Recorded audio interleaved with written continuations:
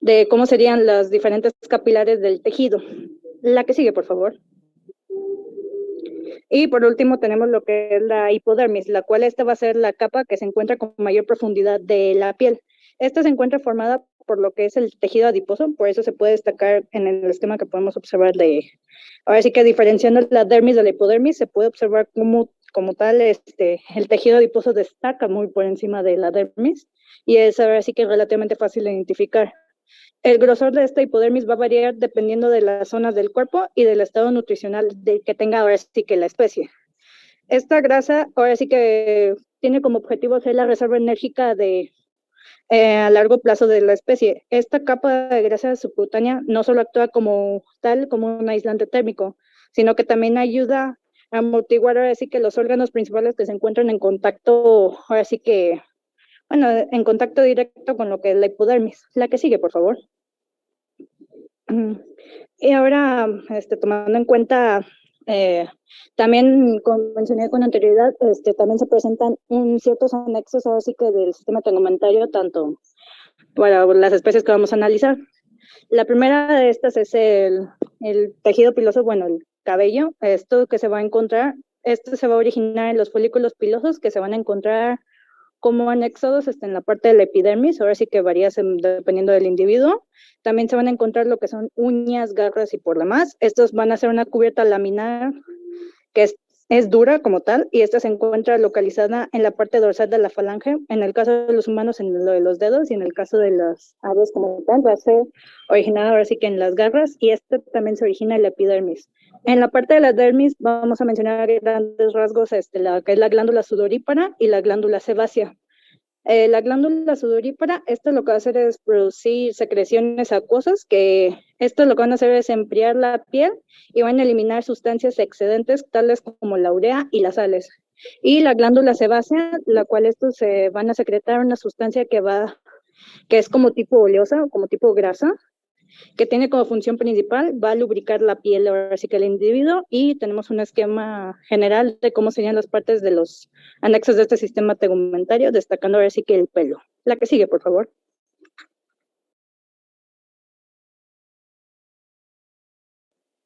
Bueno, mencionando las generalidades del tegumento en el sistema aviar, podemos saber que incluye la piel y sus derivados, que pueden cumplir con una amplia variedad de funciones, que van desde evitar la pérdida de agua y minimizar la entrada de organismos patógenos, hasta en el caso de vertebrados homeotermos como son las aves, regular la temperatura corporal.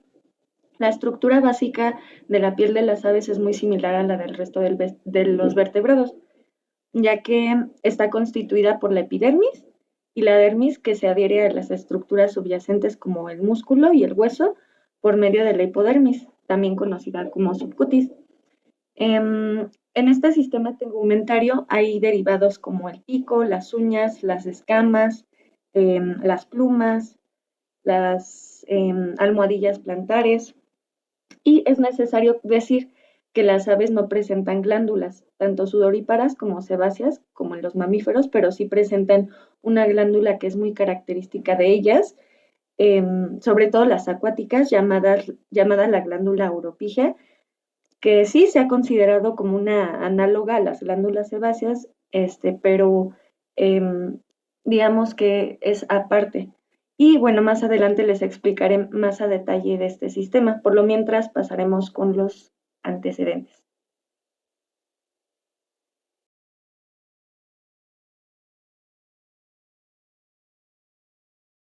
Bueno, como antecedentes, se van a analizar los dos grupos principales que mencionamos al inicio, que el cual va a ser el ser humano y el grupo de las aves. La que sigue, por favor.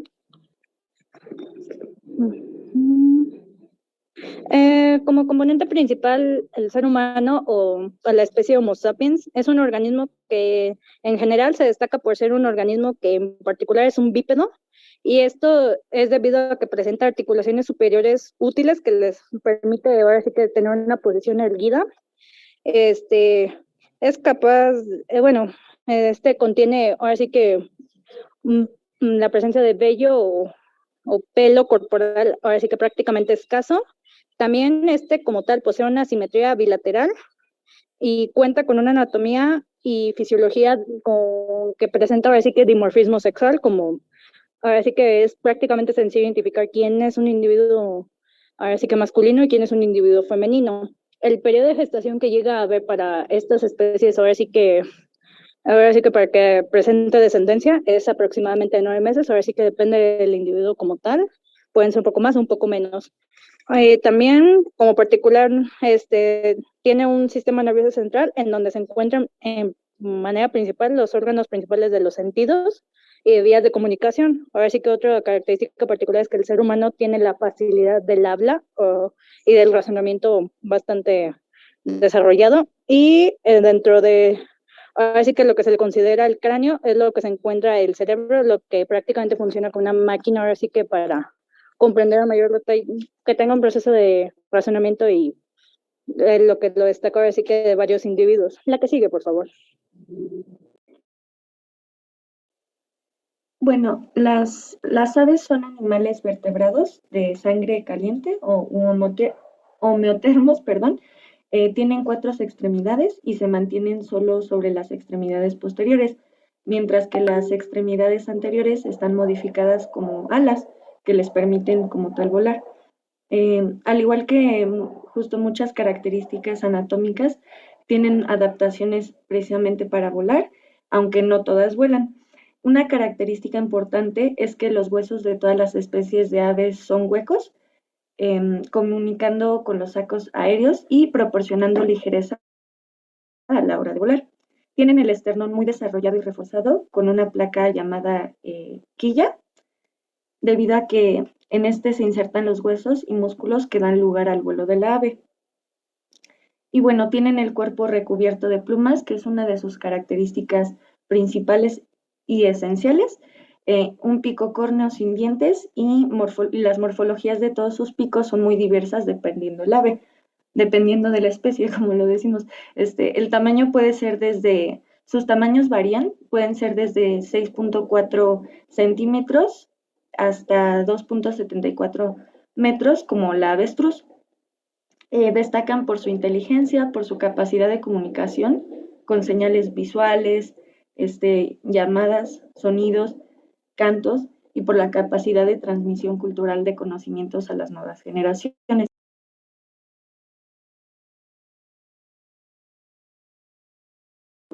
Bueno, para ambos organismos, en general del sistema tegumentario, vamos a ver 3 aspectos principales, los cuales va a ser desde el punto de vista anatómico, desde el punto de vista fisiológico, los cuales van a ir de la mano, vamos a explicar a detalle cómo funciona cada uno, y obviamente hay que tomar en cuenta el aspecto histológico, cómo se ve desde el punto de vista microscópico. La que sigue, por favor.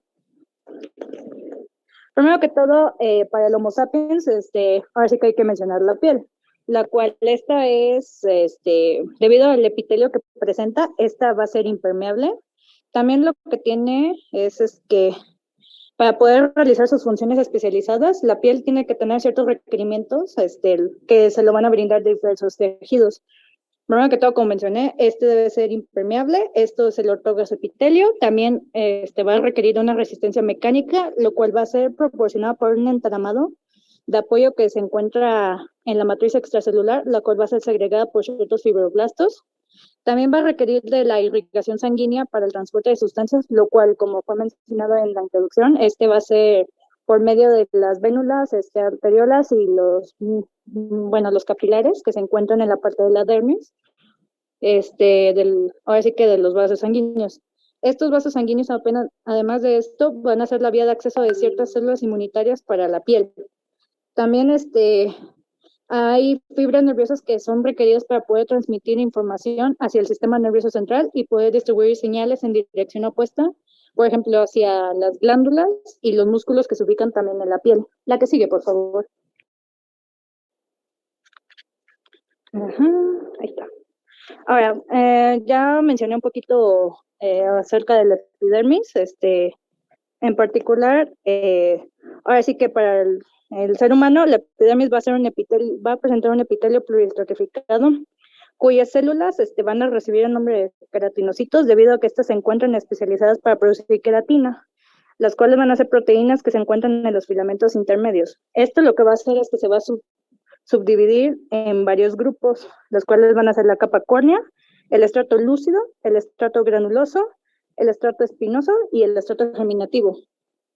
Primero que todo, la capa más exterior, lo cual es el estrato córneo, puede medir de 2 a 30 células de espesor. Estas son las células que son queratinizadas y muertas que van a hacer que la piel vaya a ser resistente al agua.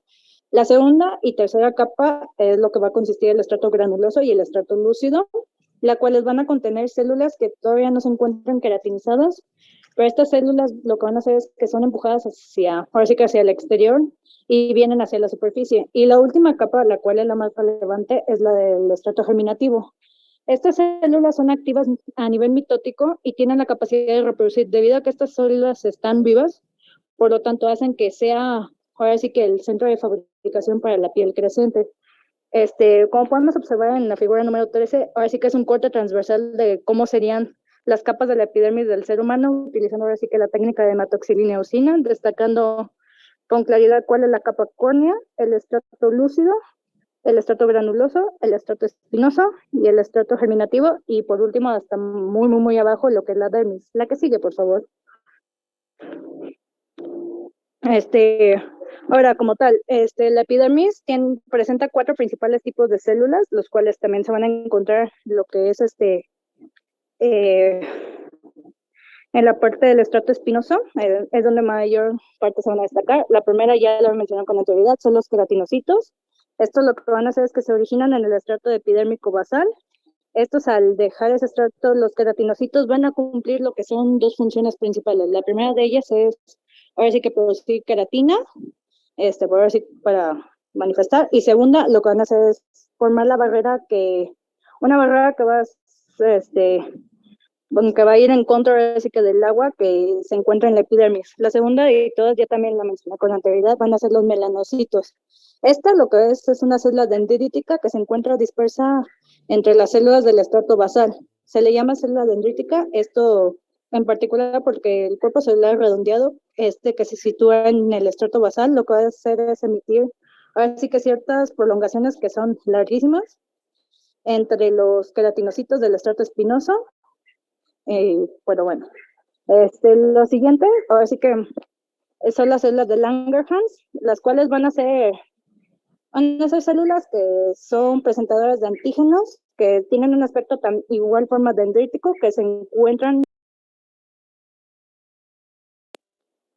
Estos también se originan en la médula ósea a partir de células que son progenitoras linfoides, que son comunes. Esto lo que van a hacer es migrar por medio del torrente sanguíneo y se van a introducir en la epidermis, en donde lo que van a hacer es diferenciarse en células inmunocompetentes. Y por último tenemos las células de Merkel, que estas igual son células dendríticas que se encuentran en el estrato basal y lo que van a hacer es intervenir así que en la percepción sensorial cutánea. Las células de Merkel, estas se van a encontrar unidas a los queratinocitos contiguos por medio de los desmosomas, y lo que van a hacer es contener filamentos intermedios en su citoplasma. Como particular, un segundo, por favor. En particular, ahora sí que estas células lo que van a tener es que forman hileras de los corpúsculos de Meissner, los cuales van a servir como tal, como receptores táctiles, en las sensaciones por medio de las presiones más sutiles. Es por ello que se encuentran tan presentes en los dedos como tal. Los corpúsculos de Krauss lo que van a hacer es tener importancia para la percepción del frío, y por supuesto los corpúsculos de Ruffini que se encuentran en la parte de la hipodermis, que ahorita ya lo vamos a mencionar con mayor detalle, van a fungir como receptores de calor. Estas células nerviosas independientes de donde se encuentran cerca de la superficie de la piel, lo que van a hacer es transmitir así que las sensaciones de dolor. Esto por los corpúsculos de Bantepaxini que se encuentran ubicados en el subcutis, y estos van a reaccionar ante las deformaciones y vibraciones mecánicas. La que sigue, por favor.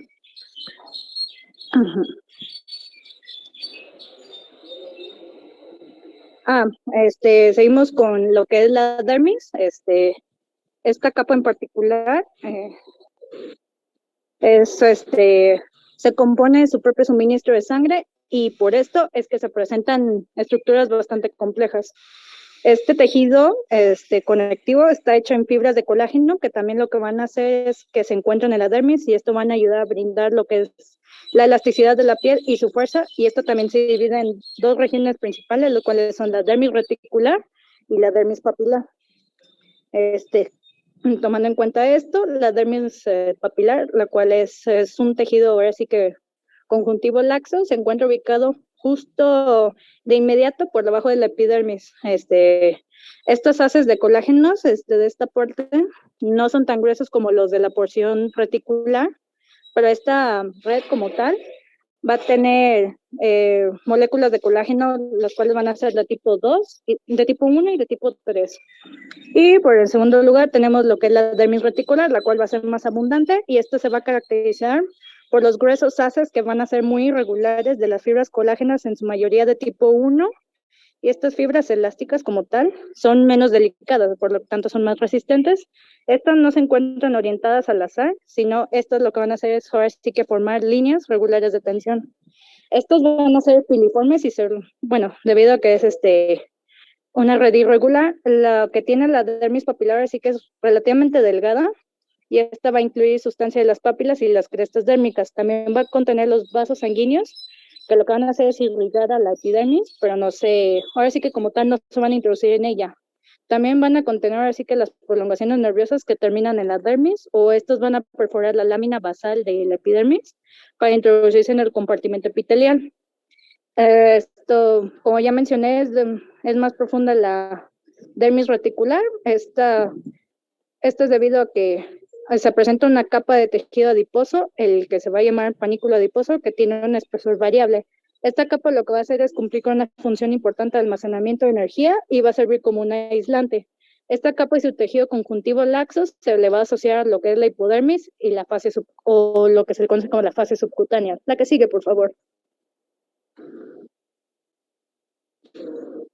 Ahora sí, la hipodermis, esta como tal es lo que va a representar así que el extracto más profundo ahora sí que de la capa corporal exterior.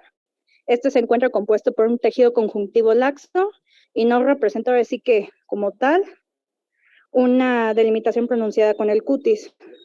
En su profundidad se une a lo que son las fascias musculares o al periosto, como se puede observar en el esquema.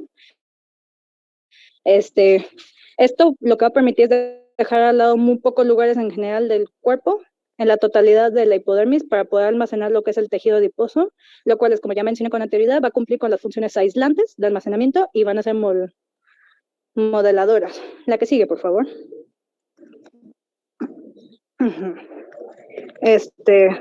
Ok. Mencioné en la introducción dos glándulas que hay que tomar en cuenta, los cuales van a ser la glándula sebácea y la glándula sudorípara. Primero que todo, la glándula sebácea, lo que tiene es que esta se encuentra igual en la dermis y lo que va a hacer es formar células que van a contener ciertos lípidos. Estas se originan como brotes de la vaina radicular externa del folículo ahora sí que piloso, y suelen ser, bueno, lo que sí es que suelen haber varias glándulas ahora sí que el folículo. Esta sustancia oleosa que mencioné con anterioridad va a ser sintetizada por esta glándula en particular y se le denomina lo que es sebo, lo cual es producto ahora sí que una secreción de tipo holocrina. También lo que tiene es que va a lubricar y ahora sí que proteger ahora sí la superficie de la piel.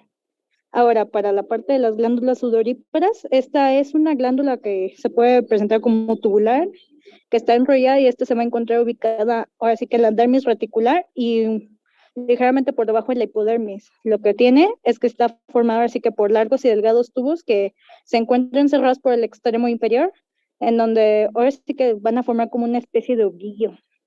Y debido a que este presenta poros, estos van a abrir al exterior y también van a segregar así que lo que es el sudor, la grasa que sobra que es de tipo líquido y y en particular quienes lo hayan probado tiene un sabor salado y una textura que parece como agua pero es como más densa. Ahora sí que esta glándula como tal se va a dividir en dos principales, las cuales van a ser las glándulas sudoríparas écrinas y las glándulas sudoríparas apócrinas. La que sigue, por favor. Las glándulas sudoríparas apócrinas, lo que tienen es que se encuentran formadas ahora sí que por un glomérulo secretor y un conducto excretor que van a desembocar directamente ahora sí que lo que es en la superficie de la piel. En el esquema número 19 se puede observar cómo esta es relativamente delgada, y cómo esta puede llegar a ser directamente conectada con la piel.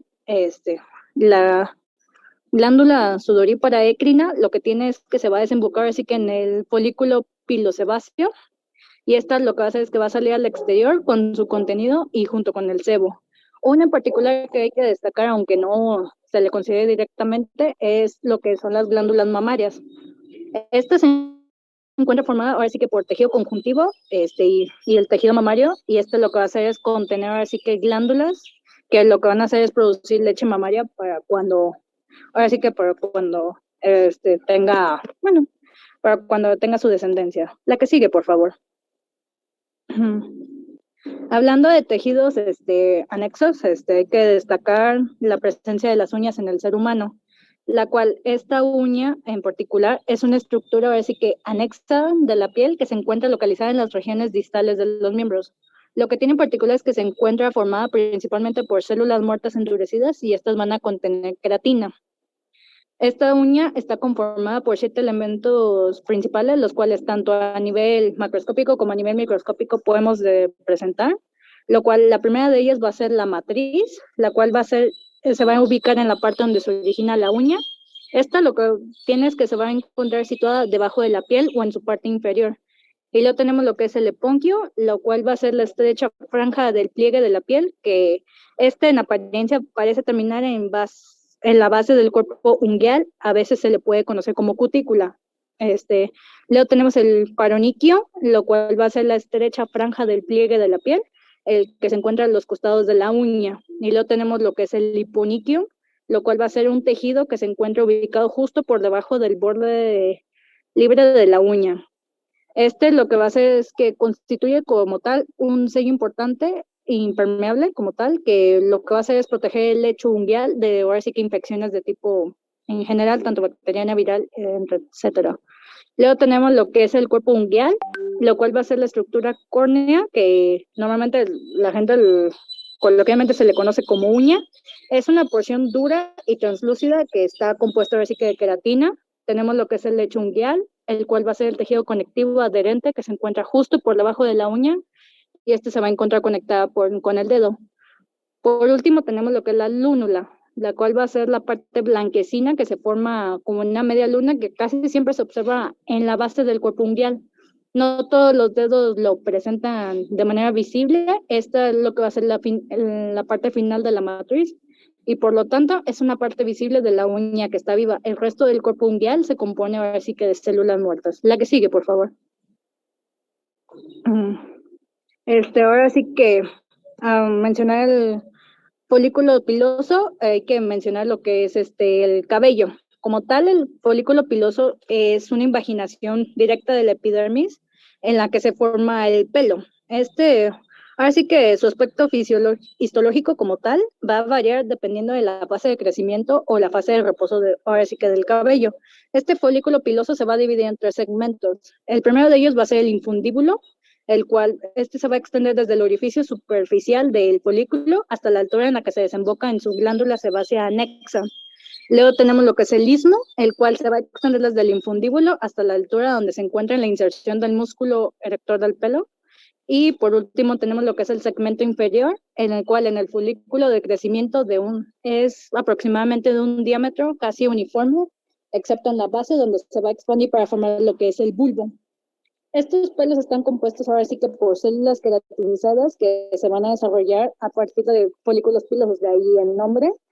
Y estos van a ser estructuras filamentosas alargadas que se componen principalmente de 3 capas, las cuales van a ser la médula, la cual esto va a formar la parte central del tallo del pelo, como se observa en el esquema. Y esto lo que contiene son células vaculadas grandes. Tenemos la cutícula del pelo, por último, que contiene las células escamosas y van a formar la capa más externa del pelo. La que sigue, por favor. Y por último, aquí a grandes rasgos tenemos lo que es un corte histológico, así que de las partes ya mencionadas de, ahora sí que la piel del ser humano, desde la epidermis, la dermis, los adipocitos que ahora sí que se encuentran, que van a empezar a conformar lo que es la hipodermis, el tejido celular subcutáneo, que se encuentra justo un poquito más abajo, lo que es la dermis papilar, el folículo piloso y la glándula sebácea. La que sigue, por favor.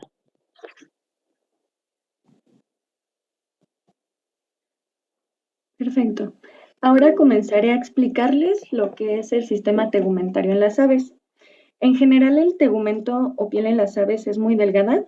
Es un órgano lipogénico debido a que excreta grandes cantidades de lípidos que se encuentran en las células epidérmicas. La forman principalmente dos capas que ya les había mencionado. La más interna, denominada dermis, y la más externa, conocida como epidermis, las cuales les explicaré a más detalle adelante. Y bueno, comenzaré con lo que es la epidermis. Bueno, la epidermis es delgada, como ya había mencionado, posee normalmente de 4 a 7 capas de células en ciertas áreas o puntos de fricción, digamos así, donde es necesario un grosor mayor. Por ejemplo, es mucho más gruesa en la cara y en las extremidades.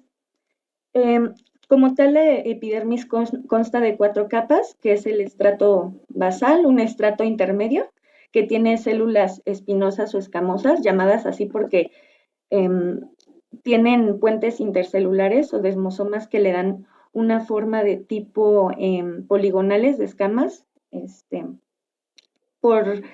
El tercero es el estrato de transición, que tiene células planas y vacuoladas por debajo del estrato córneo, y el estrato córneo. Hay autores que describen solo 2 estratos, reúnen los 3 primeros en un estrato denominado germinativo, siendo el segundo el estrato córneo.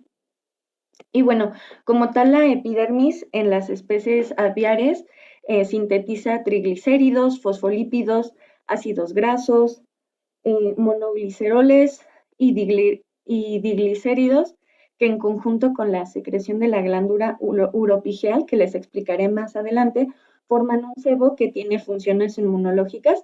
Por ejemplo, genera una inmunidad inespecífica porque actúa como un antibacterial, y también una inmunidad física, por ejemplo, protege de la humedad. Aquí veremos la histología de epidermis en aves. Observamos aquí una imagen de la piel de la cabeza de gallinazo negro. Y bueno, observamos que la epidermis de la piel de la cabeza tiene un epitelio plano estratificado queratinizado, compuesto por un estrato germinativo que incluye el estrato basal, señalado con el número 1, compuesto por una única capa de células cúbicas o cilíndricas con núcleos ovoides con poco espacio intercelular.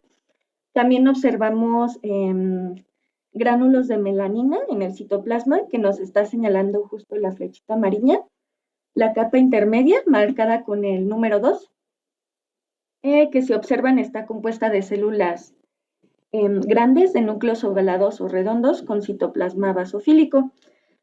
También vemos el estrato transicional, marcado con el número 3, que corresponde a células planas de citoplasma vaculado. El estrato córneo, en número 4, que observamos con células planas, totalmente queratinizadas y anucleadas, y de hecho se ve en forma de láminas delgadas y también onduladas, donde es difícil, diferenciar los límites celulares, y observamos también el estrato disyunto o descamativo con el número 5. Vean que donde se fija la epidermis, este tejido conectivo bastante laxo no tiene glándulas como en el caso de los mamíferos, además que tiene una gran cantidad de fibras colágenas, y más en la base justo, continúa con un tejido conectivo denso y regular que tiene también fibras de colágeno gruesas. Ahora pasaré con lo que es la anatomía de la dermis. La dermis como tal es más gruesa que la epidermis, tiene plumas pero carece de glándulas, como se los había mencionado. Consta de 2 estratos o capas, una superficial y una profunda, y se ha considerado una tercera capa que es de fibras elásticas, que sería la más profunda de las tres. Esto solo algunos autores lo mencionan. La capa superficial o la más externa, que está inmediatamente por debajo de la epidermis, está compuesta de fibras colágenas que están dispuestas en forma laxa alrededor de capilares. Y la capa profunda está compuesta igualmente de fibras colágenas, pero en haces más gruesos y comprende dos regiones. La primera región, perdón, es el estrato compacto y el segundo el estrato laxo. El estrato compacto posee fibras de colágeno y elásticas más gruesas y con un ordenamiento un poquito más regular que forman una red densa. Bueno, entre sus elementos celulares encontramos fibroblastos, células adiposas, células pigmentarias como melanocitos, macrófagos, mastocitos. Encontramos también glóbulos blancos, células de Merkel y miocitos, y estos últimos forman la musculatura lisa que mueve a las plumas. La matriz extracelular de la dermis está constituida principalmente por fibras de colágeno y elastina, distribuidas en una matriz rica en glicosaminoglicanos, y proteoglicanos. Y se me olvidaba comentarles que también posee vasos sanguíneos y linfáticos.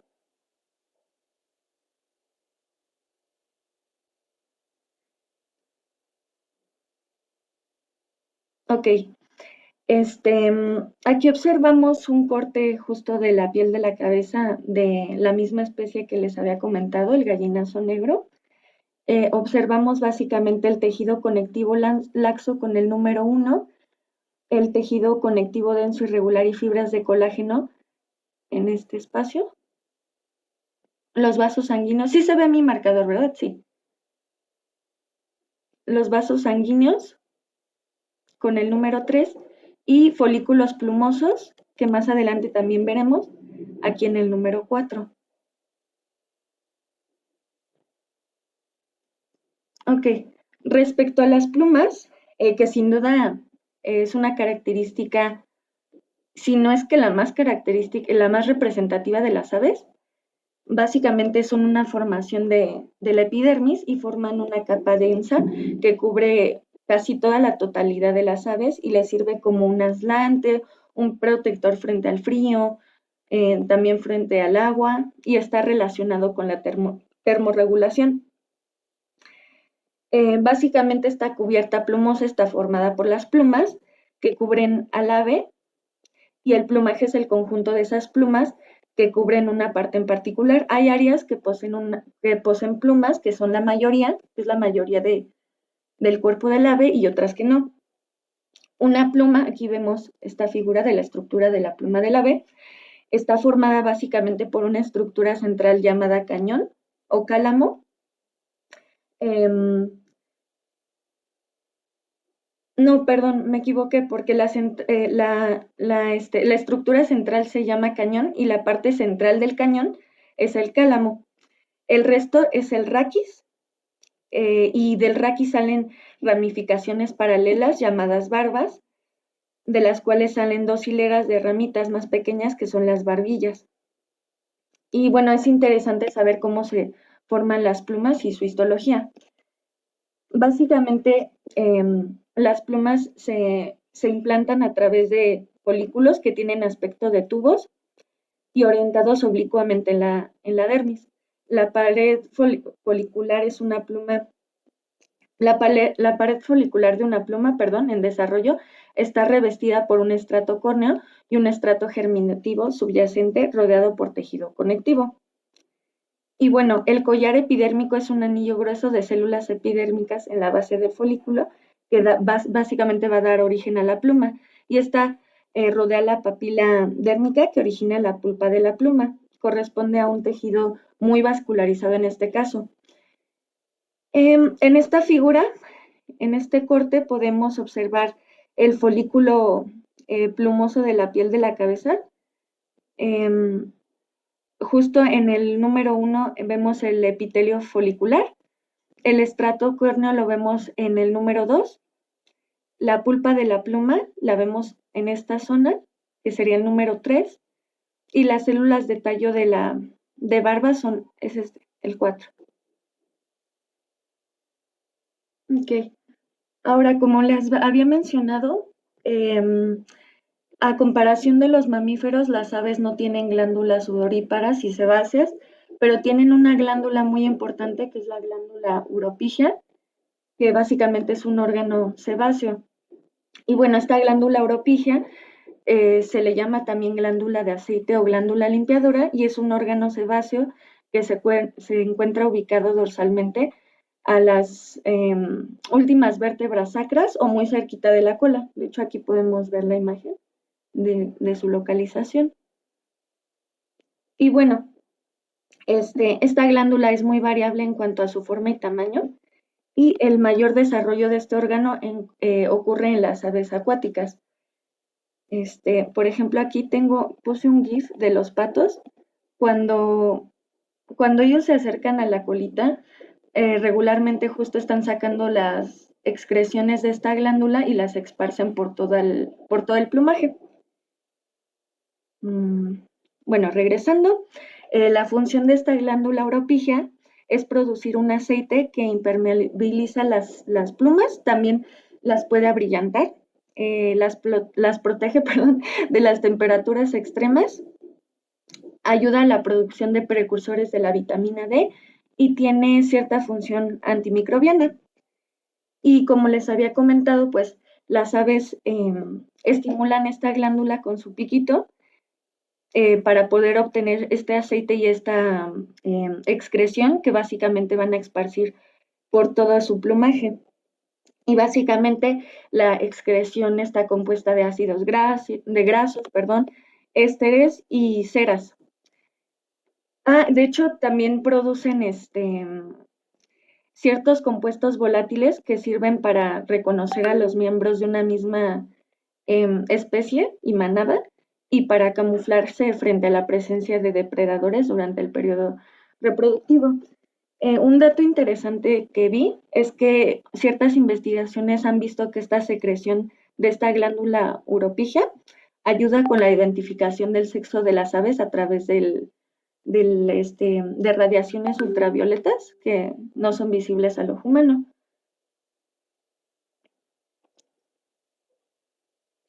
Les iba a explicar que esta glándula oropigia posee dos lóbulos y su extremo caudal culmina en una papila en donde se encuentran los poros excretores. Básicamente, estos son los poros excretores, estos son los lóbulos y aquí se encuentran los poros excretores. En la mayoría de aves, se presentan dos poros excretores por lóbulo. En la región de la papila también vamos a ver un conjunto de plumas que están denominadas como pincel, que rodean a los poros excretores. Y bueno, ya pasando a su histología. Básicamente, la glándula uropigia se puede definir como una glándula holocrina tubuloalveolar compuesta. Está rodeada por una cápsula de tejido conectivo denso y a partir de esta surge un tabique intermedio que en la mayoría de especies separa los dos lóbulos. Por ejemplo, aquí en esta figura vemos aquí el tabique, en el número 1. Y bueno, la cápsula y el tabique emiten trabéculas que terminan en delgadas ramificaciones conectivas que rodean a los adenómeros. En las cápsulas es posible encontrar ciertas fibras reticulares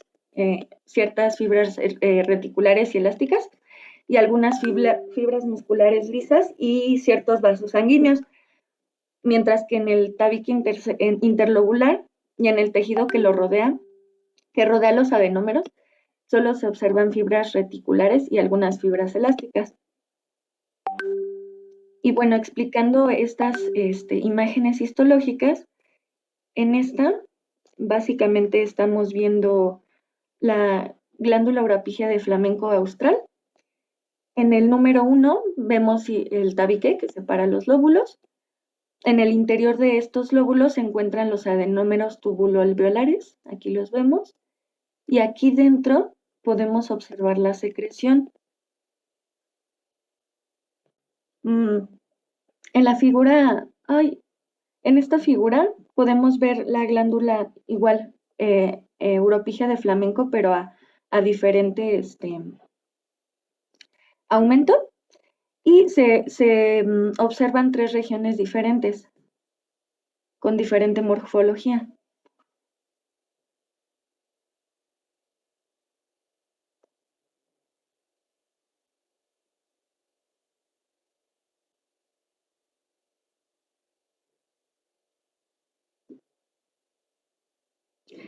Aquí, para reforzar un poquito acerca de la histología, les puse este corte histológico, que en este caso es de gallinazo negro, y vemos en el número 1 a la epidermis, aquí, en el número 2 el estrato córneo y el estrato disyunto, la dermis aquí en el número 3, el tejido adiposo es el 4, es esta zona,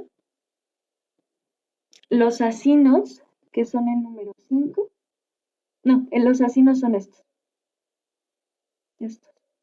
el tabique, que lo habíamos visto más de cerca en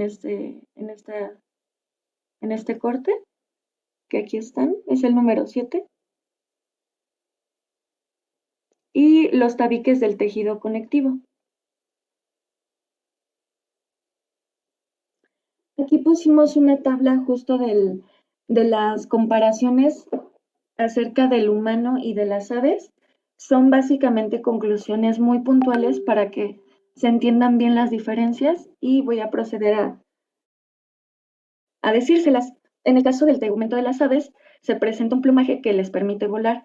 En los humanos no presentan evidentemente plumaje, pero se presenta pelo, vello, cabello, y que es una capa protectora que les permite resistir al frío. En este caso, en el tegumento de las aves, sus principales capas son, sus principales componentes del tegumento son la epidermis, la dermis, al igual que en los humanos, epidermis, dermis, hipodermis.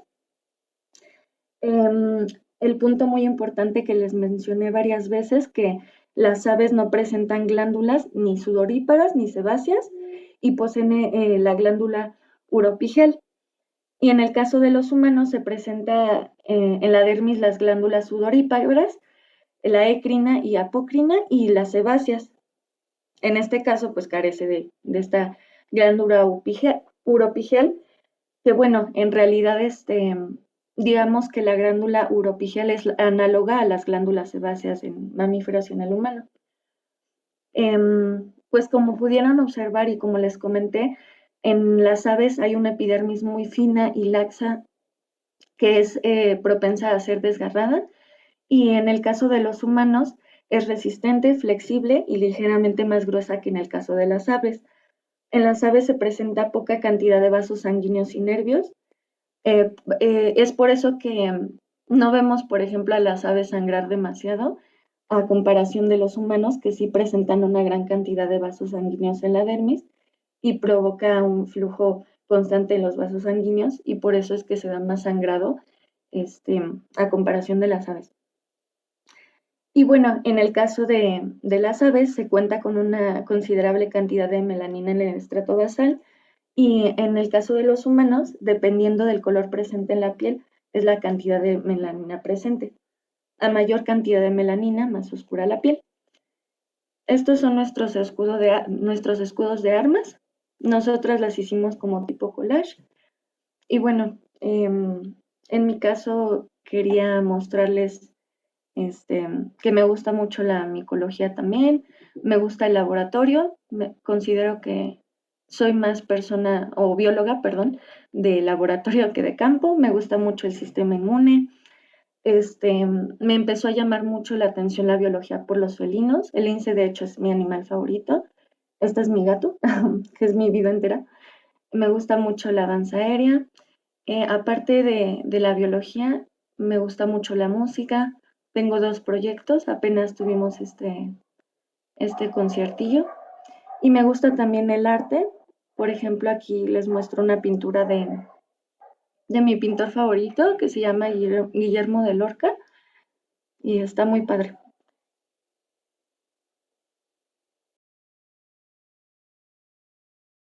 Bueno, en mi caso es un poquito más variado. Yo empecé bueno, me gusta bastante la biología, pero en general destaco mucho que me fascina el tema de, ahora sí que igual que mi compañera Vianney, soy una persona más de laboratorio que de estar ahora sí que en presencial.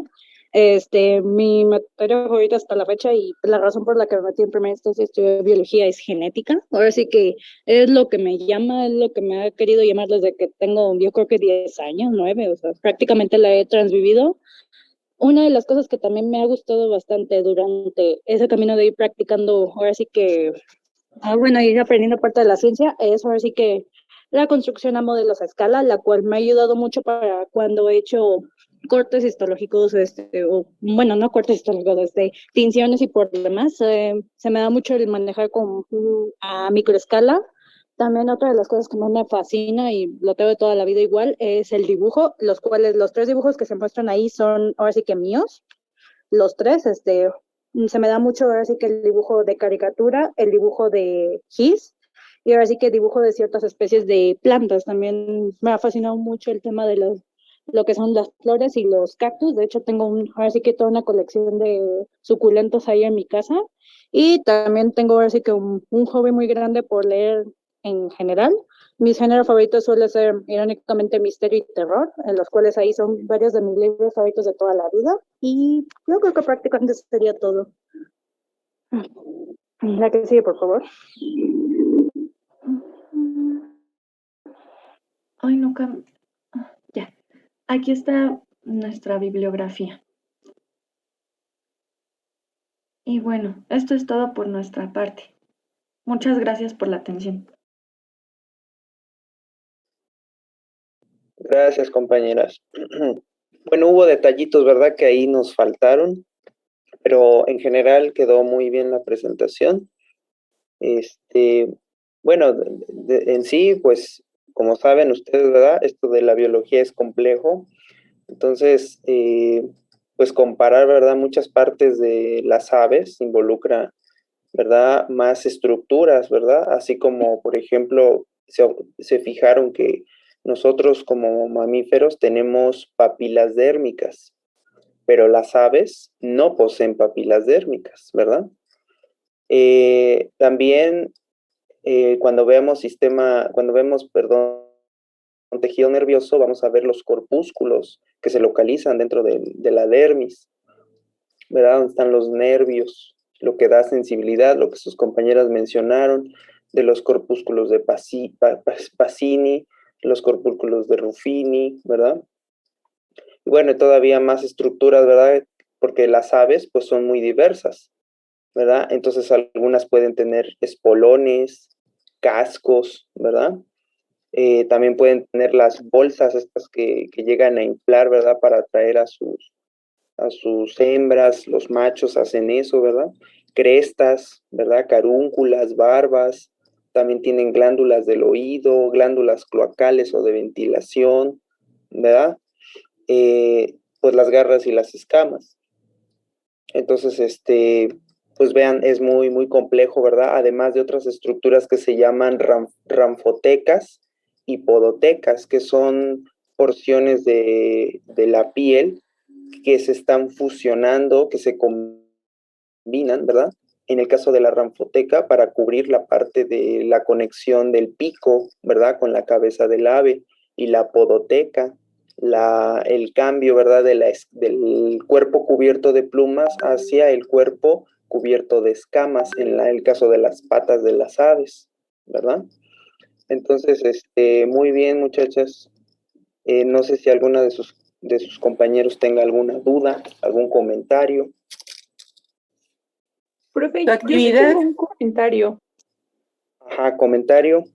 Sí, bueno, no sé qué, o sea, cómo llevó, bueno, qué llevó a mis compañeras a elegir el tema de aves, pero ese ya estaba en el seminario para mañana y me toca a mí. Entonces, o sea, la verdad sí estuvo muy interesante y estuvo padre, pero ya era tema de seminario. Pues, Solo es como un comentario. ok, pues mira, en general aquí el tema es comparar, ¿verdad? El mamífero, el ejemplo de nosotros, con las aves. En este caso sus compañeras eligieron aves, otro vertebrado. En tu caso, me imagino que te va a tocar comparar reptiles con aves, ¿no? Sí, de hecho sí es aves con reptiles, pero pues básicamente es información, bueno, pues muy similar de aves, entonces, pues sí, solo es esa observación. Bueno, pues ya tomaste nota, ¿verdad? Las cosas que tienes y las cosas que te pueden faltar, Sí, claro, ¿no? sí. Entonces, pues esa es la ventaja que tienes. Además, nos vas a platicar sobre qué diferencias hay entre reptiles y aves, que supuestamente son grupos filogenéticos, ¿no? Que derivaron, ¿verdad? Los reptiles muy importantes que derivaron en la formación de aves y de mamíferos. Entonces, pues vamos a ver esas características. Yo pienso que la información se puede complementar, o sea, no pasa nada si lo expusimos también nosotras, o sea, se puede complementar la información. Claro, es lo que le digo a tu compañera, que Aline, que ya tomó nota qué le falta o qué tiene, ¿no? Entonces, Pues pues sí, se va a sí, complementar pero, para que... ajá, o sea, solo es simple el hecho de que, pues, solamente sería como ya repetitivo, o sea, nada más eso, es eso, maestro, pero, Ah, bueno. pues, muy bien. Ah, bueno, está bien. Entonces, nada más faltaría su actividad, muchachas, y concluiríamos nosotros. Sí, ahorita les mando ahora sí que el link por vía WhatsApp y cada resultado que se complete, se va a llegar con una notificación conmigo y ya ahí se los envío más tarde, yo creo que mañana. Yo creo que se los dejo para que mañana a lo mucho lo completen. ¿Pero qué es? Es un formulario. Ahorita les mando el link, tanto en el chat como por vía WhatsApp, ahorita se los mando. Aquí lo tengo.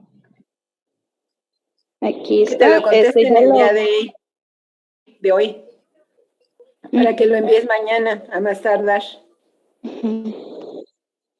Sí, ya se los mandé por vía WhatsApp, por vía tanto en el chat como en vía WhatsApp, ahí debe de estar. Y es como un formulario, nada más respondes tus preguntas y te deja ver si qué tan bien o qué tan mal estuviste. Y te pide tu correo y tu nombre. Y es todo. Ok, bueno, ya lo vi. Muy bien. Ujú. Bueno, pues muchas gracias. ¿Alguien más? ¿Algún comentario más? Yo sí me acordé, muchachas, ¿qué creen? Voltearon las glándulas sudoríparas ecrinas con las apocrinas, ahorita que me acuerdo. Está al revés su texto.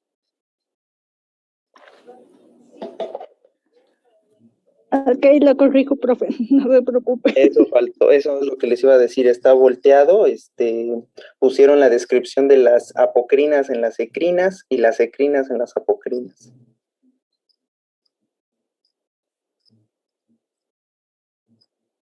Y ya no hay comentarios, entonces para que empecemos con el siguiente seminario, por favor, si gustan compartir su pantalla.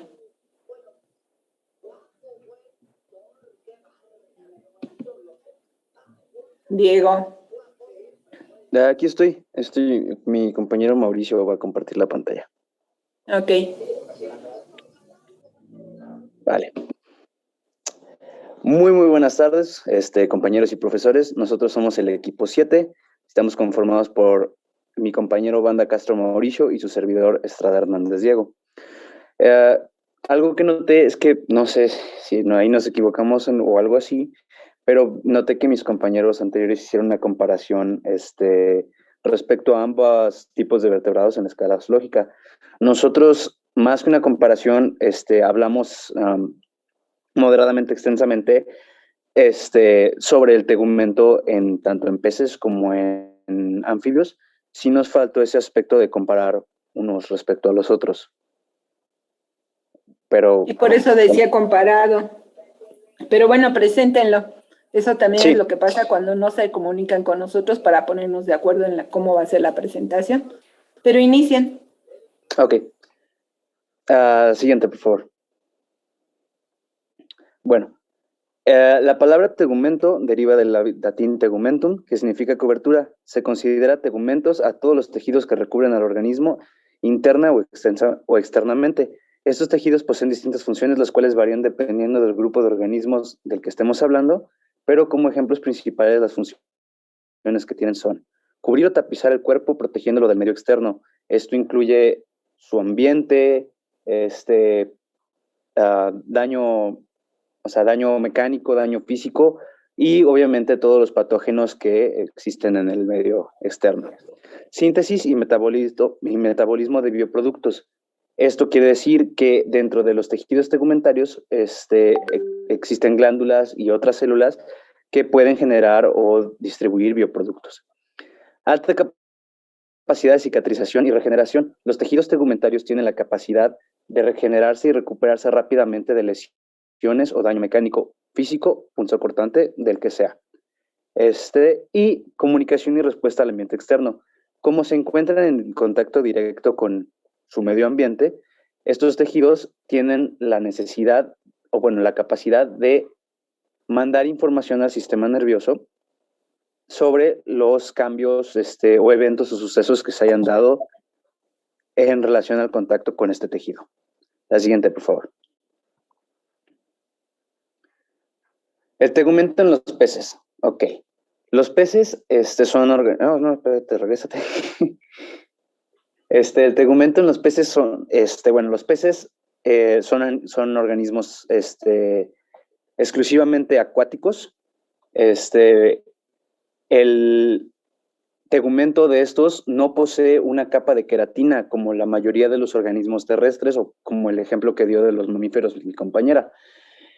Por lo tanto, la epidermis está expuesta directamente al agua, por lo cual desarrollaron mecanismos de protección distintos a los que se dan en tierra.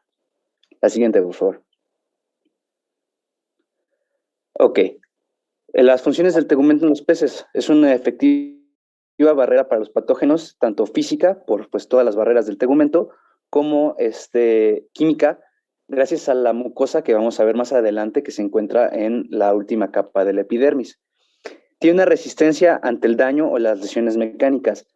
Los peces, pues, en su ambiente, pueden tomar contacto con corales o con piedras que pueden llegar a dañar pues, al interior del pez. Sin embargo, el tegumento de los peces, tanto con la mezcla de las escamas, el estrato compacto y la cutícula, prevén y protegen al pez del daño que pueda ser ocasionado por este tipo de contactos, como de daños de otros peces o cosas así. Reproductivas y camuflaje. Esto tiene que ver con la coloración. Los peces utilizan los colores de su piel, de su tegumento, para funciones tanto reproductivas como los machos o las hembras pueden tener diferentes coloraciones o distintas tonalidades para diferenciarse entre sí, incluso que pueden cambiar al momento de que llegue la etapa reproductiva. Es decir, una especie de pez no necesariamente se va a ver del mismo color cuando nace, a cuando crece, a cuando está en etapa reproductiva y cuando no está en etapa reproductiva. Estos colores pueden cambiar de acuerdo a las necesidades hormonales del pez, tanto como es el camuflaje. El camuflaje es la capacidad de un organismo de poder mimetizarse con su medio ambiente, lo que le puede ayudar a sus estrategias de supervivencia y puede prevenir que sea detectado por depredadores o al revés, que las presas tengan una mayor dificultad de detectarlos antes de que estos puedan atacar. Delimitante y soporte de la forma del organismo. Ok, tenemos que recordar que el tegumento es la capa externa de todos los organismos. Por lo tanto, da forma y mantiene la forma de todo lo que está dentro del pez. En la dermis podemos encontrar fibras y otros mecanismos similares que mantienen una elasticidad y una cierta resistencia a cualquier torsión o otro tipo de fuerza mecánica que se puede ejercer, lo cual mantiene continuamente la forma del pez. Regulación osmótica. Tenemos que recordar que los peces son organismos acuáticos, los cuales requieren mantener una homeostasis diferente de la que se encuentra en su medio ambiente. Esto se da a través del tegumento, a través de un proceso que se llama regulación osmótica. Eso lo veremos más adelante en nuestra presentación. Movimiento y reducción de la resistencia del agua. Los peces requieren reducir lo más posible la resistencia del agua, su medio ambiente, respecto a su superficie. Esto lo logran pues con la evolución que se ha dado en los tegumentos y la cutícula mucosa, otra vez, que vamos a ver más adelante. La siguiente, por favor. Bueno, en esta presentación, por motivos, para hacerlo un poco más sencillo, que no nos confundamos mucho, vamos a dividir el tegumento de los peces en dos grupos o capas principales que van a tener subcapas. La primera capa principal es la dermis. Es un tejido conectivo que se encuentra justo después del músculo. Esta es la capa inferior de las dos capas del tegumento del pez. Se encuentra justo después del músculo, posee muy buena irrigación sanguínea y está compuesto principalmente por dos estratos de células y fibras.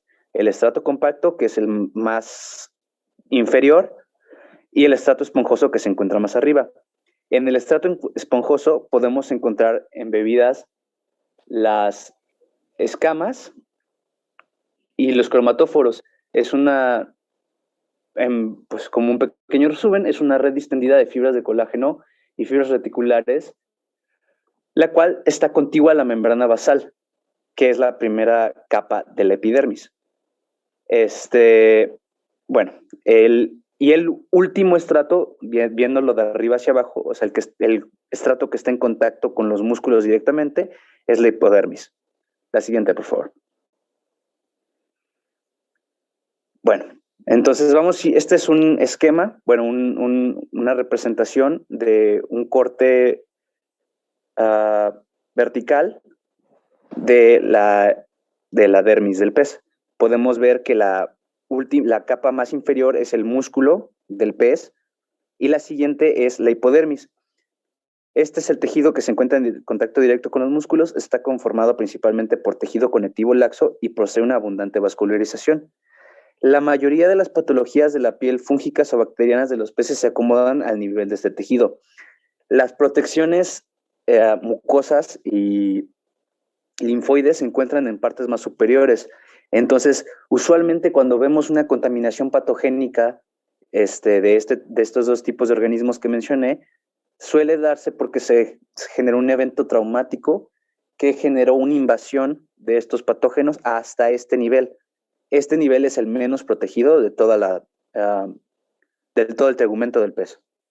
Seguidamente de la hipodermis tenemos el estrato compacto, como podemos ver ahí.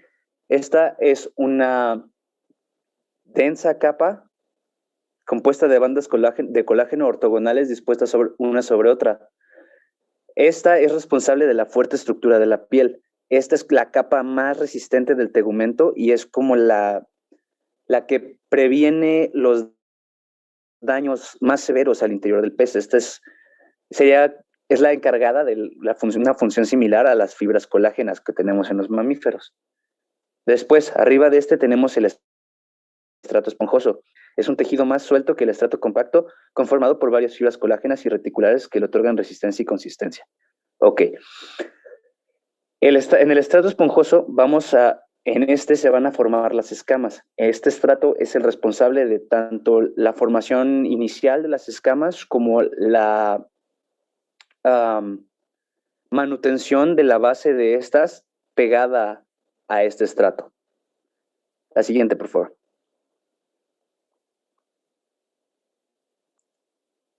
Ok. Las escamas.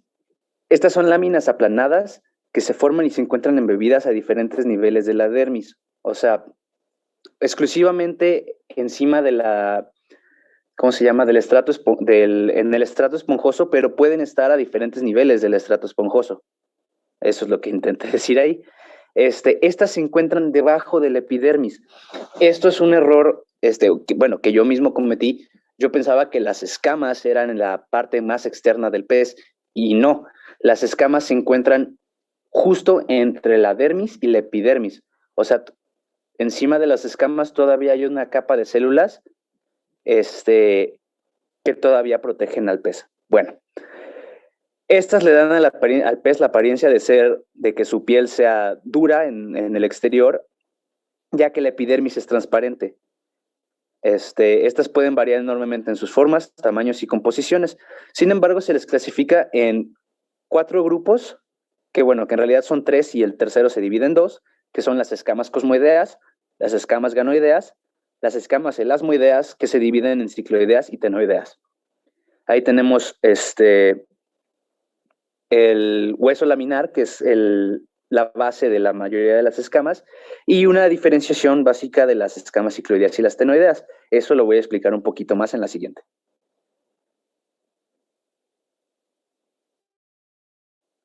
La siguiente, por favor.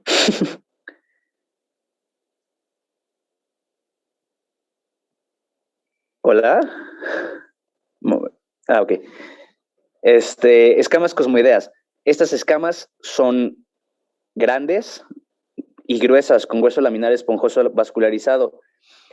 Estas se diferencian de las escamas elasmoideas, que son las más comunes, principalmente entre otras cosas, porque el hueso laminar es esponjoso y tiene vascularización. Las escamas elasmoideas son más compactas, tienen muy escasa vascularización, por lo general casi nula, y el hueso laminar está muy compacto. Además de que tienen un esmalte protector similar a la dentina que tenemos nosotros en los dientes, llamado cosmina, además de una capa todavía encima de esa de queratina. Estas escamas pertenecían en su enorme mayoría a peces ancestrales ya extintos, los peces pulmonados del pasado, de los cuales únicamente persiste el celacanto y me parece las especies de peces pulmonados que se encuentran en África. Aunque las escamas cosmoideas parece ser que en la actualidad evolucionaron a las escamas ganoideas. Entonces hay un pequeño debate científico entre si los peces pulmonados de África se deben considerar como ganoideas o cosmoideos. Bueno, escamas ganoideas. Se cree que derivaron de las escamas cosmoideas porque son muy similares. Sin embargo, estas son un poco más compactas. En lugar de presentar el esmalte cosmina, estas presentan ganoína, que es otro tipo de esmalte, y no poseen el exterior queratinoso. Se encuentran en especies consideradas antiguas, como pejelagartos, esturiones y peces pulmonados. Todos estos peces se les considera antiguos porque las primeras apariciones que se dan de estos datan desde el Jurásico, o sea, alrededor de esa época, y no se ha visto un cambio muy exagerado en sus, ¿cómo se dice? En sus características. Y bueno, llegamos a las escamas elasmoideas. Se les considera las escamas más evolucionadas. Estas las podemos encontrar en la gran mayoría de los peces modernos. Estas escamas están formadas únicamente por hueso laminar.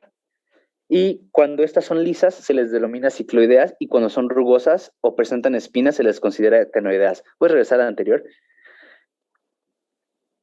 Aquí podemos observar del lado izquierdo una escama cicloidea, que es circular, sin ninguna especie de diferencia. Estas las podemos encontrar en peces, les podemos diferenciar muy bien en peces como carpas o peces japoneses que hay en los acuarios, en cualquier lado. Y se ve claramente cómo las escamas son muy sencillas y no tienen nada más. Las escamas tenoideas, que son el otro grupo, si vemos del lado izquierdo de la escama, se presentan estas irregularidades que son como piquitos. Esto es suficiente para separarlas como tenoideas. No encontré en ningún lado cuál era la diferencia del qué uso tenían estas escamas, pero pues bueno, ahí está cómo se diferencian. La siguiente, por favor. Y otra vez la siguiente. Bueno, los cromatóforos. Estas son los encargados de dar o modificar levemente los colores dan el color y aparte se pueden modificar levemente para cambiar un poco el color de los peces. Son células en forma estrellada situadas en la dermis que contienen numerosos gránulos de pigmentos cotidianos en su citoplasma. Dependiendo del tipo de pigmento cutáneo, reciben nombres diferentes. Cuando el color es rojo, se les denomina eritrógeros. Cuando el color es negro, se les denomina melanóforos, azul, cianóforos, amarillos, xantóforos, blancos, leucóforos, y cuando los colores son iridescentes, se les agrupa todos en el grupo de los iridóforos. Ok. Estos cambian enormemente entre especies de pez, modificando los colores y tonalidades de los individuos. También cambian, como mencioné antes, por otros aspectos. Algunas especies incluso tienen la capacidad de concentrar o extender estos pigmentos, modificando el tamaño y la forma de los cromatóforos, cambiando la tonalidad de los colores de la piel. Estos pigmentos, los tipos de pigmentos que mencioné anteriormente, se pueden encontrar combinados o muy juntos uno contra otro, generando efectos visuales muy variados. En la imagen podemos observar los cromatóforos condensados, así es como se les llama, y el pez o las hormonas del pez, perdón, no es por hormonas, es por, ¿cómo se llama? Por el sistema nervioso. Como el pez puede determinar cuándo extender los gránulos pigmentarios, y podemos ver en un lapso, no sé de cuánto tiempo sea, no decía, cómo los tintes del pez se expanden cubriendo la mayor parte de la dermis. La siguiente, por favor. Ok, terminamos con la capa inferior de la dermis, pasamos a la capa superior de la epidermis. Esta es la capa más superficial del pez, la cual lo separa directamente de su medio ambiente. Esta está compuesta por múltiples capas de células aplanadas, alrededor de 10, a veces más, a veces menos, no queratinizadas, y una capa basal, la cual tiene la capacidad de dividirse y renovar rápidamente las células epidérmicas que se dañen, se pierdan, etcétera, etcétera. La parte más externa de esta capa externa es la cutícula mucosa, que mencioné un par de veces antes, que tiene una importancia enorme en los peces. La siguiente, por favor.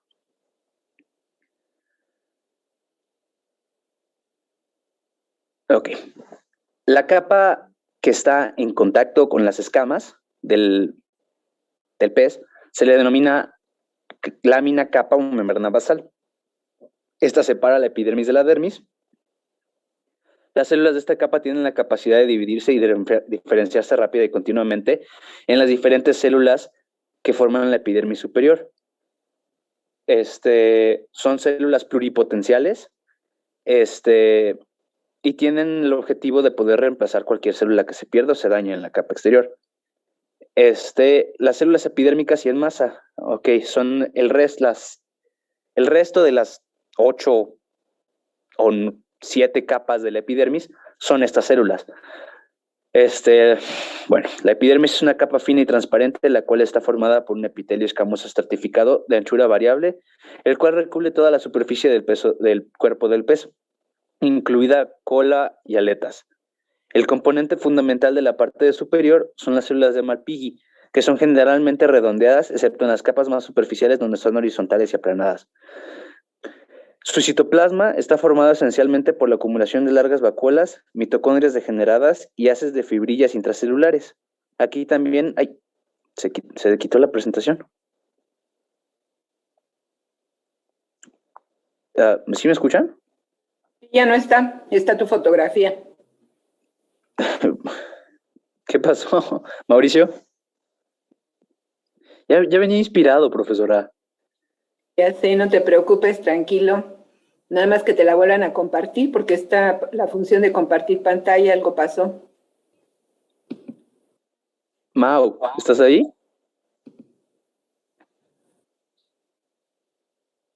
Le mando un mensaje, ¿no? Porque yo no puedo compartir. Aquí estoy, perdón. ¿Qué te pasó, mano? Ah, ok, excelente. No seas malo, ponme otra vez la diapositiva antes de que se me olvide todo mi rollo. Y es que se salió la presentación, no está. Sí, ahí está otra vez. Ahí está. A ver, ¿en qué Ahí me quedé? está. Bueno, esta es una capa móvil. Bueno, no sé exactamente qué está diciendo, pero aquí voy de nuevo. Esta es una capa móvil, donde las células de la capa basal se van lentamente reemplazando hacia arriba. Son células de una vida corta, debido a que pues, son las que más impacto ambiental reciben. Cualquier tenemos que recordar que esta es una capa muy fina de alrededor de 1 micrómetro de espesor. Son células muy pequeñas, relativamente delicadas, que pues se reemplazan rápidamente. Las células mucosas que vamos a encontrar en la cutícula mucosa se generan también en la capa basal, pero estas, en vez de subir pues lentamente, poco a poco hasta hacia arriba, directamente pues más rápido, se generan en la capa basal y suben hasta llegar hasta la última capa de las 10 capas de la epidermis. Está formada por la cutícula mucosa. La siguiente, por favor. Ok, llegamos a la dichosa cutícula mucosa. Esta es la capa más externa de toda la epidermis. Tiene aproximadamente 1 micrómetro de espesor. Ok, no toda la epidermis. Entonces, ok, nada más la cutícula mucosa tiene 1 micrómetro de espesor. Esta se encuentra formada por una gran cantidad de glándulas unicelulares. Estas son células secretoras mucosas en copas superficiales epiteliales, las cuales poseen la capacidad de responder a los cambios de ambiente inmediatos, pudiendo aumentar o disminuir su producción de mucus. Esto lo podemos observar en anguilas justo se me fue el nombre de la especie de pez, pero hay peces que su principal línea de defensa contra depredadores son estas glándulas mucosas, pero supercargadas. Entonces, generan una cantidad de mucus, esta mucosa de mucopolisacáridos, que los defiende de depredadores. Por ejemplo, cualquier pez o un tiburón los muerde, y además de que no pueden pasar los dientes a través de esta gruesa capa de mucosa, que incluso podemos ver a las células y luego encima la capa de mucosa, no pueden pasar a través de esta capa de mucosa, además de que la boca se les pega y se les queda llena de como pegamento natural, y pues obviamente les quedan muy pocas ganas de atacar al pez. Pueden aumentar o disminuir su producción de mucus, e incluso a mediano plazo se ha visto que algunos peces, dependiendo de la cantidad de estrés bajo la que se encuentren, pueden aumentar su número y densidad de células dependiendo de las condiciones que estén escalladas. Ok, bueno. Estas células generan un mucus constituido esencialmente por mucopolisacáridos encargados de regular la permeabilidad de la piel, además de que brindan protección mecánica contra raspaduras, lo que mencioné de piedras o coral, y además de que reducen la fricción entre las escamas y el agua. Esto que permite que el pez se pueda desplazar a través del agua con mayor facilidad y que no requiera de tanto esfuerzo pues, del pez, que no haya un gasto de energía tan grande por la fricción, ya que esta capa de mucosa hace que el pez se deslice a través del agua con mayor facilidad que nosotros los humanos, por ejemplo. Esta capa, además, contiene inmunoglobulinas específicas, lisocimas y ácidos grasos con una capacidad antipatógena. Por eso existen tantas medicinas y medicamentos dedicados a fortalecer o a reparar o a proteger la cutícula mucosa de los peces, pues para nosotros, la gente que trabajamos con peces, porque esta es la principal defensa contra patógenos del pez, esta capa mucosa. Además de que si alguna vez alguno de ustedes ha agarrado un pez, esta capa es la que hace que los peces se sientan babosos al contacto, en lugar de que se sientan escamosos como los reptiles. La siguiente, por favor. También mencionamos brevemente en la introducción entre las funciones del tegumento de los peces que estos necesitaban mantener su osmorregulación. Los peces deben mantener la concentración de agua y solutos dentro de márgenes estrechos para poder mantener su homeostasis como todos los demás animales. Esto lo logran utilizando la osmorregulación, la cual les permite que las concentraciones de solutos existentes en el interior y el ambiente, o sea, en el interior de ellos y el ambiente, se equilibren mediante el flujo osmótico por una membrana semipermeable. Mencioné que la epidermis de los peces está en contacto directo con el ambiente y no tiene una protección de queratina, creo que era, como los mamíferos. Entonces, esto le da la capacidad al pez de intercambiar por ósmosis agua con su medio ambiente para osmorregularse y mantenerse en homeostasis. Los peces se encuentran en hábitats muy distintos, desde el agua dulce, la cual tiene muy pocos solutos, hasta el agua de alta salinidad, pues con muchos solutos. Esto generó que los peces desarrollen mecanismos diferentes de osmorregulación. Además, cabe mencionar que dependiendo de la especie de pez, estos tienen una concentración osmótica diferente dentro de sí. O sea, yo puedo tener una carpa y un mero, y a pesar de que estén en un ambiente similar, salobre, suponiendo que se pudiera, ¿no? Es un ejemplo, el mero va a tener diferente necesidad osmótica dentro de sí que la carpa. Es completamente independiente de su entorno determinado. La siguiente, por favor. Ok, los peces de agua dulce, la concentración de iones que alberga su cuerpo es mayor que la presente en el agua. Esto provoca que haya una constante difusión de agua que penetra a través del epitelio de las blancas y el resto de su cuerpo, o sea, todo el cuerpo puede hacerlo, a su interior. Esto se regula ya que los riñones de este conjunto de peces generan grandes cantidades de orina. A esto se le suma que al tener una concentración de sales en la propia agua que viven, pierden electrolitos, las cuales compensan absorbiendo sales por medio de sus branquias o directamente por su alimento. Aquí tenemos un esquemita que lo simplifica un poco. La siguiente, por favor.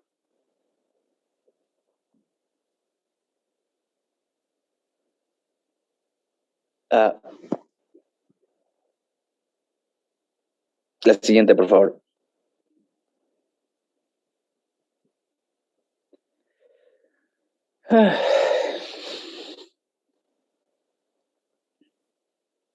Calma, Mauricio anda por algún lado. Sí, ya. Ay, me gusta. No puedo presentar yo, pero...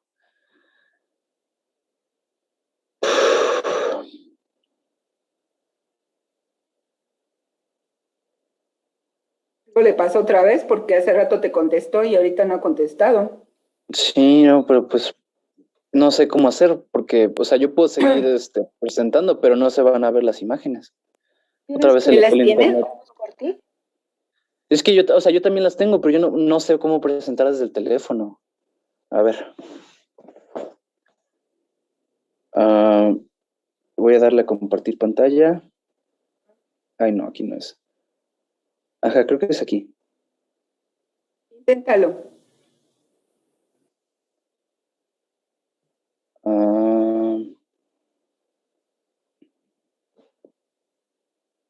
Ahí está. Ya empezó. Está yendo un poco la señal aquí en mi casa. Ok, no te preocupes, igual ya es mi última diapositiva. La siguiente, por favor.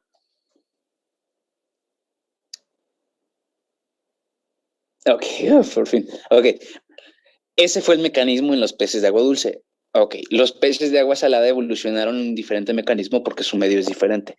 En este caso, el agua fluye constantemente por el interior del cuerpo del pez dirigiéndose hacia el exterior. Los iones que alberga el agua penetran al cuerpo de este animal a través de las branquias.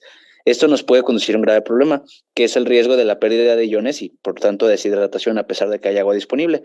Entonces, con el fin de evitar deshidratarse, los peces marinos ingieren grandes cantidades de agua constantemente y el exceso de sales que genera este método es expulsado al exterior por medio de 3 vías, tanto los desechos como las heces, la orina, y a través de las branquias por donde entraron. Y ese es un esquema que pues lo representa. Y eso fue todo de peces. Pasamos al siguiente grupo, que es los anfibios, que va a presentar mi compañero Mauricio. Gracias, Diego.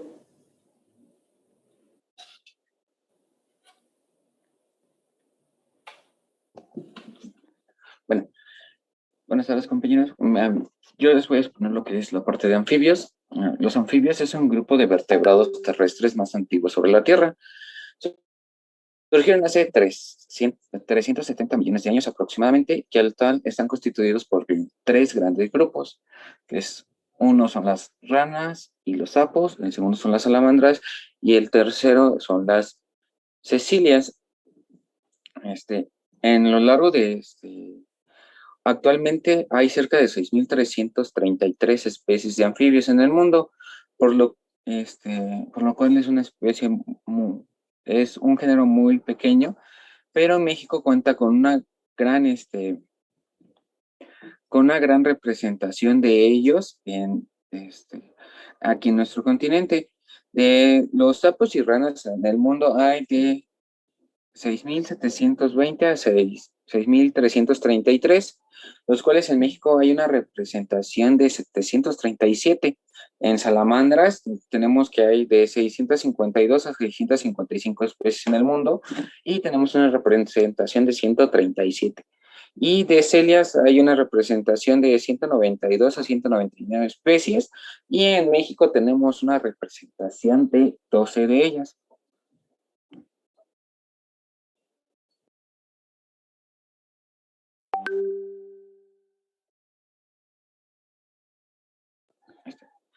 Los anfibios presentan un tegumento sin escamas, excepto las cecilias que podemos encontrar del lado izquierdo, que conservan las escamas óseas en la dermis.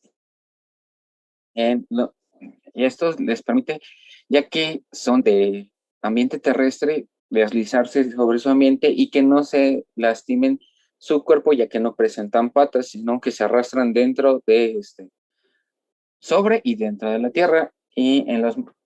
Y los de vida acuática tienen una función respiratoria, como lo conocemos como el ajolote, que en la parte del tegumento forman branquias externas.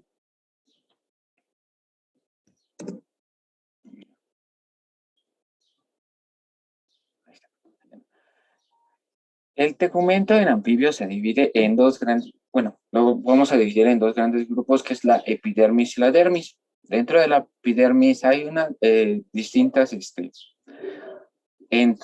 hay una distinción entre anfibios acuáticos y anfibios terrestres.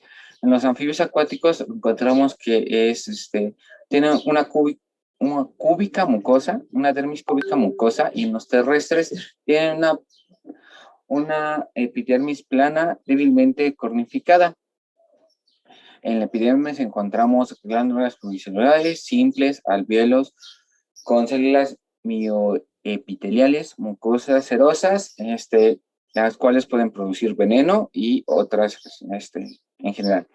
Y la dermis, encontramos que es una dermis gruesa, tiene una superficie laxa, muy vascularizada, esto les ayuda a parar la respiración cutánea, adenomeros glandulares pluricelulares, que estas ayudan para la secreción de algunas sustancias en las que se utilizan algunas ranas, en un momento se las voy a explicar, y en el estrato profundo compacto encontramos que es la hipodermis conjuntiva con sacos linfáticos.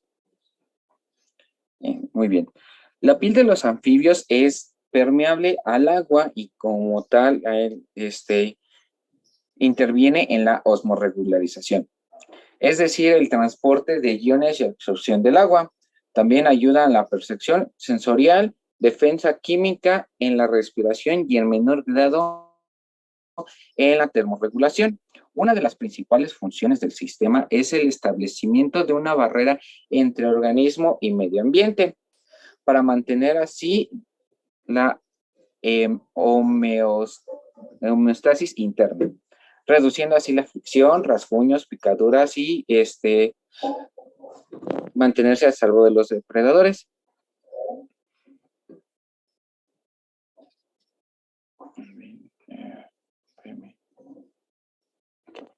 Hablemos de la epidermis. La epidermis en los anfibios vamos a encontrar que se encuentran de diferente manera en la parte ventral que la dorsal.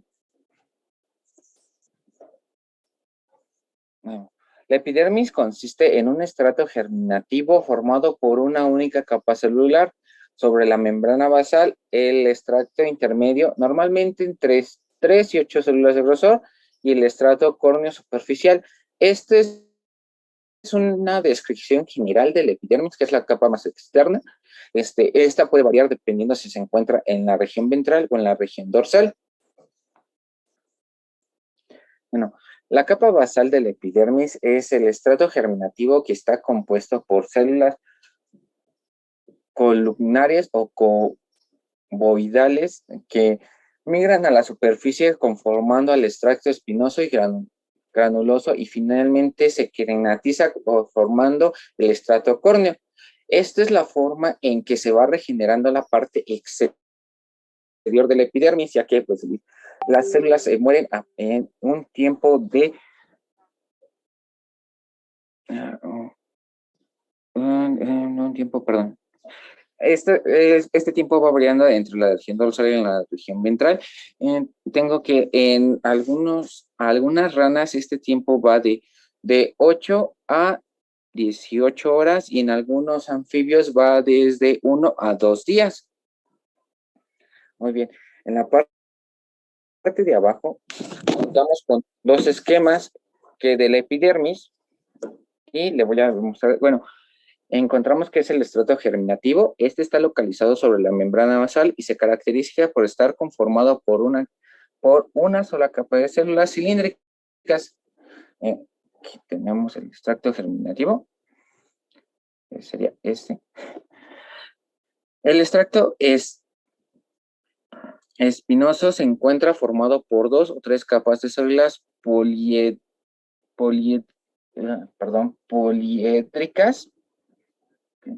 unidas por largos desómeros que son muy abundantes y evidentes que facilitan atravesar la luz. Tenemos el extracto espinoso, es aquí. Aquí, en este extracto espinoso, vamos a encontrar lo que son las células que nos van a ayudar a reflejar la luz y nos van a dar la coloración de de los ejemplares. Bueno, Ahí nada más, perdón, Mauricio, señala bien, el germinativo es el que está en contacto con la membrana basal y el perdón. espinoso el que sigue. Es que perdón, no tengo activado el puntero. Entonces lo estás moviendo al azar y estás marcando lo que no. ¿Sí se ve el puntero o no? Sí, sí se ve, ahí estás en la superficie. Ok, sí, mire. Entonces, si no lo trabajas, entonces quítalo, porque si no estabas mencionando el espinoso en la base y el germinativo al revés. Mira, ¿ves? Ahí se ve. Sí, este es el espinoso. El germinativo.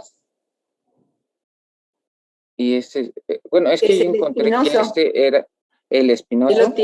Ajá, ahí está, espinoso. Este es el germinativo. Está abajo. Es que siempre el germinativo es el que está en contacto con la membrana basal. Ese que señalas es granuloso. Ahí está tu membrana basal, germinativo.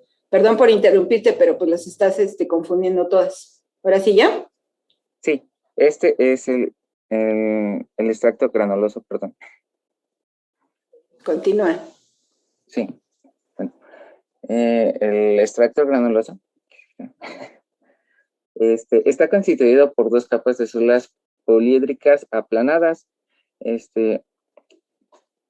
Y el extracto lúrico está formado por 1 o 2 capas de células formadas aplanadas que se tornan translúcidas en la coloración de macroxilinoxina. Por el momento, pues en esta no se puede observar bueno, no se alcanzan a observar bien, que sería esta parte, y el extracto córneo, que sería esta parte. Es el más externo de la epidermis, se caracteriza por presentar de 1 a 2 capas celulares. Bueno, en las diferencias entre el ventral y esta es no es la ventral, es la anterior, se me fue, ¿cómo se llama? La dorsal, perdón. Este es un esquema de un corte de la región dorsal y este es un esquema de la región ventral. Encontramos que el extracto germinativo, aquí está el extracto germinativo, que es la capa más inferior de la epidermis, tiene una reducción en las, se ve reducido la capa se ve reducido la capa de células que se encuentra en este extracto en comparación de la región dorsal. En el extracto espinoso, sería, en comparación las células se ven incrementadas en cuestión de su volumen, ya que es esta parte en la región ventral tiene mayor contacto bueno, con la superficie, y estas células nos ayudan a proteger a los individuos. Y en cuestión, el extracto granuloso se ve reducido también para darle mayor espacio al extracto espinoso, y el extracto córneo podemos encontrarlo en la misma capacidad, ya que esta es la que nos ayuda a proteger a todo el tejido. Aquí tengo el extracto generativo, se localiza sobre la membrana basal, perdón, y se caracteriza por estar conformado por una capa de células cilíndricas. El extracto espinoso se encuentra formado por 2 o 3 capas celulares poliédricas, y el extracto granuloso consta con una a 2 capas celulares poliédricas aplanadas. Estas se encuentran formadas de la parte enumeradas de la parte interior a la parte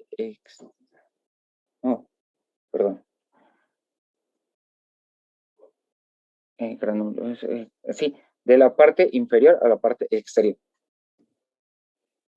Bueno, una de las modificaciones que se encuentran en el tegumento es la capacidad de la respiración de los anfibios a partir de la piel. Esta la encontramos en diferentes formas, como en las branquias, en las partes de las branquias externas. Bueno. A lo largo de la evolución, los grupos de animales han desarrollado adaptaciones para sus procesos vitales. Esto va a depender de los medios donde se encuentran. Como los anfibios se encuentran en un medio acuático terrestre,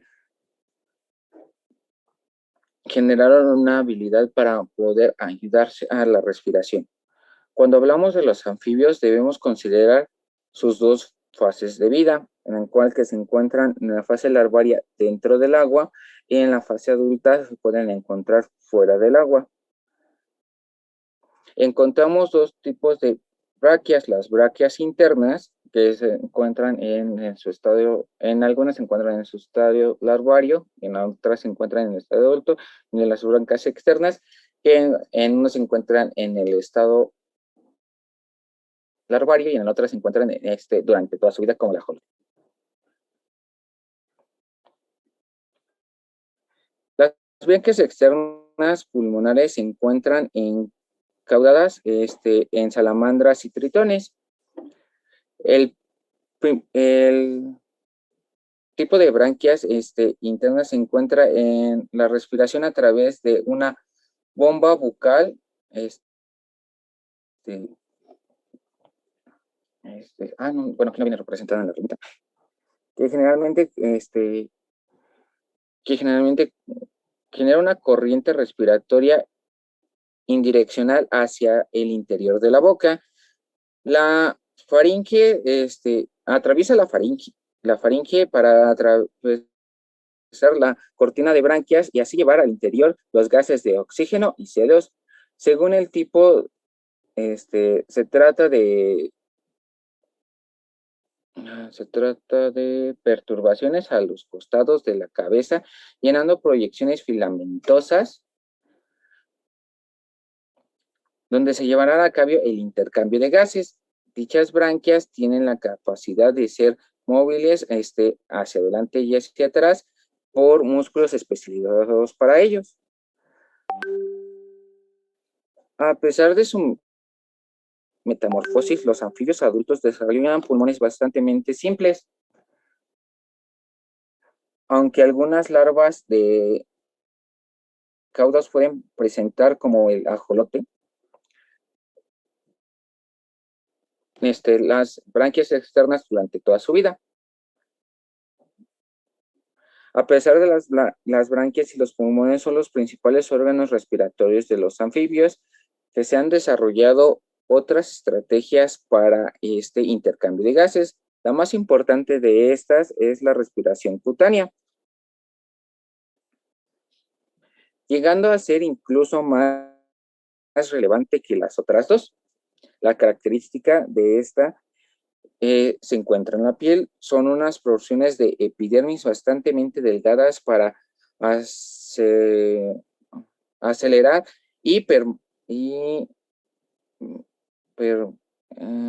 acelerar la permeabilidad, así como las porciones térmicas bastante gruesas e irregulares que rigan a favor del intercambio de gases de la parte interior y a la parte interior, exterior y exterior interior.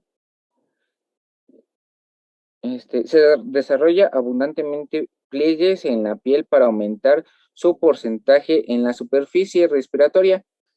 Extrae mejor el oxígeno y en algunas especies de salamandras como la familia Plenothidae, carecen de pulmones y toda esta respiración se lleva a partir de la respiración cutánea. Bueno, también encontramos que en la epidermis tenemos en el extracto granuloso, encontramos que se forman algunas neurotoxinas con parte de defensa de estos anfibios. Una de las principales ranas que se tienen estas neurotoxinas son de la familia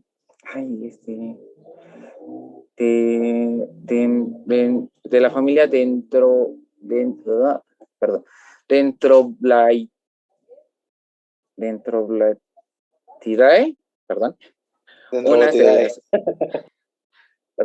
Dentroblatidae, estas son una de las pocas especies que encontré que se encuentran aquí en América, Galanthus, perdón, Lamiasa y Pulmidae. Estas generalmente, el principal compuesto del veneno es la tetratoxina y la tetrodoxina, con efecto cardíaco, estas tienen efecto cardíaco, neurológico, neuromuscular y alucinógeno. Estas son de importancia médica, ya que en este momento se están utilizando para generar algunos relajantes musculares y algunos medicamentos en contra de algunas enfermedades mentales, como encontré que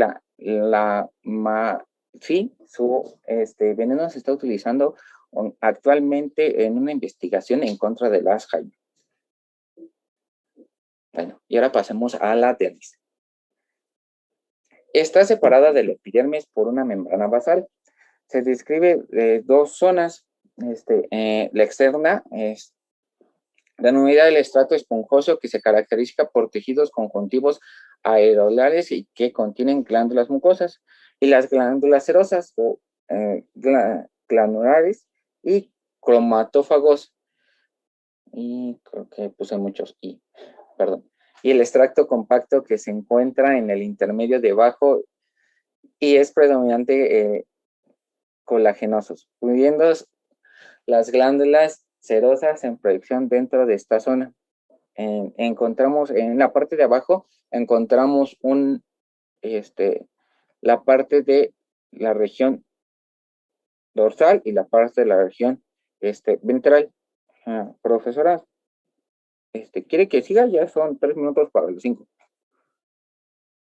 No, pues ya no sé cuánto te falte, porque ya no te va a dar tiempo. O sea, dermis y luego, ¿qué tenías más? Todavía tengo varias diapositivas, bueno. Pues entonces, y el escudo de armas prácticamente ya terminar. Empezamos... Faltan como 5 diapositivas. Ajá. Sí, entonces, mañana empezamos en punto de la hora para que puedas terminar, presenten su escudo de armas si hay preguntas, aclaraciones y la actividad para que se las dejen a trabajar. No la harían físicamente en la reunión. Pero entonces sí empezamos mañana a la hora para que dé tiempo de que estén los otros seminarios y ustedes terminen. ¿De acuerdo? De acuerdo, profesora. Ok. Entonces nos vemos mañana. Muchas gracias, que estén bien. Gracias, profesora. Gracias. Luego que les